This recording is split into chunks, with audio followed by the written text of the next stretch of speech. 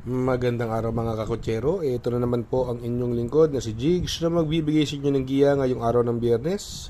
Meron po tayong 8-12 balance races at ang start time po natin ay alas 5:30 ng hapon. Ulitin ko po itong aking giya IPL review and analysis ko lamang at walang halong information. Simulan na po natin. Race number 1, dito po magsisimula ang unang pick 5. Pilracom rating based handicap system class 5 17 to 41 split. Distance is 1200 meters. May 6 na kalahok. Dito po, possible scenario, tatlo matulin pero magkakampi. Numero 1, 2, Oruti, Sneaky Eyes, no? Parehas mabilis po. Parehas de Boca, baka magkampihan. Pero itong numero 6, si Gold and Silver, mabilis din po yan, no? Baka antabayanan niya kaagad yan. Kung sakaling magkakaroon ng lutyahan, mapapabor po kay Cole is Roll. Ito, simpleng batak lang nung karera, no? May malaki po panalo niyan. At yung numero 5 winning shot, no, sa kay ni Boss Jenjen Hugo, no, may mga panalo po yan, no. Pero para sa akin po, dadaanin ko din lang sa pababaan ng laban. First choice ko po, numero 6 Gold and Silver. Second choice, numero 3 Cole is Roll. Sa race number 2, dito po magsisimula ang winner take all. Pilracom rating based handicap system class 4 42 to 56 split, another 1200 meter distance. Meron po tayo 8 kalahok.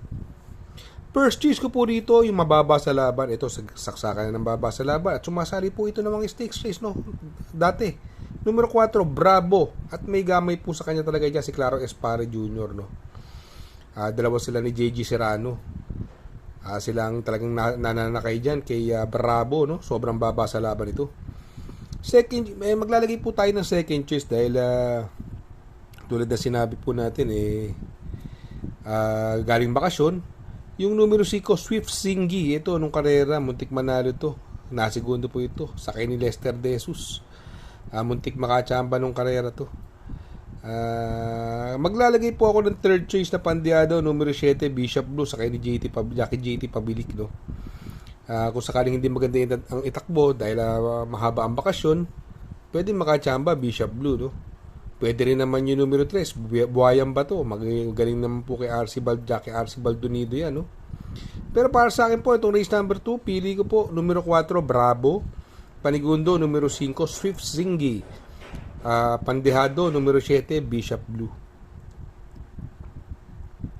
Sa race number 3, dito po magsisimula ang pick 6, Pilracom rating based handicap system class 5 17 to 41 split, another 1200 meter distance. May 8 kalahok. Dito parehas mabilis yung pwedeng malyamado, no? Top of the mark, Street Magic. Pero ito si Street Magic, minsan masama lumarga to eh. Kung maunahan ni Top of the Mark to, sumamalarga ni Street Magic, sa tingin ko may paglalagyan kay Top of the Mark. Kung makasabay naman si Street Magic, kilanote Angel na lang yan si Street Magic, no? Pwede maglutyahan, makakarimati naman po yung numero 8, Great Angie, sakay ni Jackie R.A. Base. Kaya dito sa race number 3, pili ko po, kung sakali magkaroon ng lutyahan, first choice numero 8, Great Angie. Panigundo, numero 5, Top of the Mark. Sa race number 4, dito po magsisimula ang second pick 5. Pilracom rating based handicap system class 4 42 to 56 split, another 1200 meter distance. Meron po tayong 8 kalahok. At itong karerang ito, anybody's race po, no? Although malilyamado yung numero 2, parehas may panalo. Pero yung 4, Batang Cabrera, yan, mas mababa sa laban po yan. May panalo rin po yan. Baba Boom, sakay ni Jan Alvin at si title holder. Kung gaganda lang ang labas sa aparato, may jamba po yan. Kaya itong race number 4, anybody's race po ito eh. Pero ako, first choice ko po rito, ang first choice ko po, numero 6, Baba Boom, sakay ni Jan Alvin Gusi. Ito, magaling sa kanya to, si Baba Boom. Second choice ko po dyan, yung numero 2, Robotic Clay, coupled with player Andre, no? Sakaling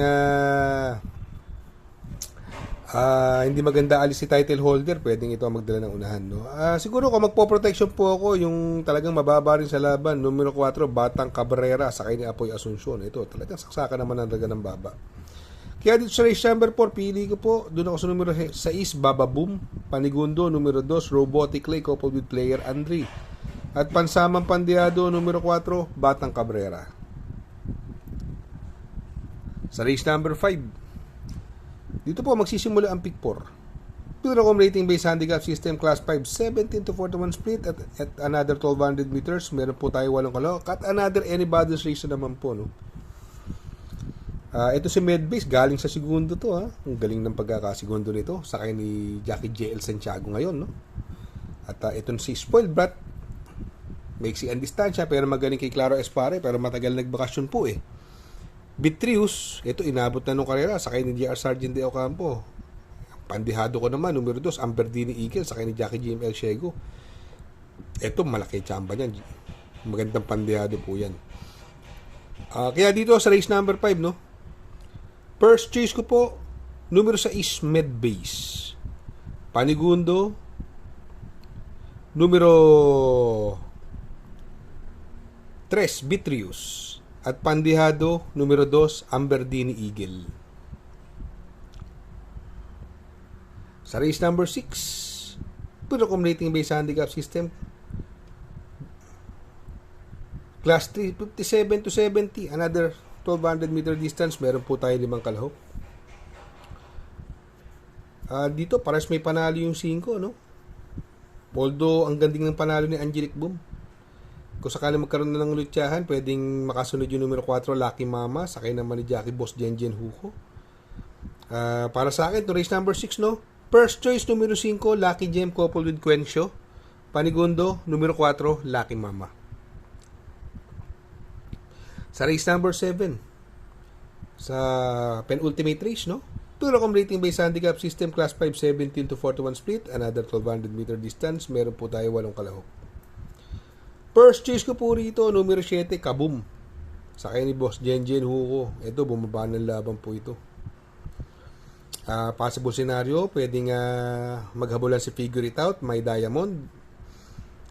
Pero si My Diamond, binigay kay GL Shego Jr., magaling sa kanya po yan. Kaya siya na rin po second choice ko, My Diamond.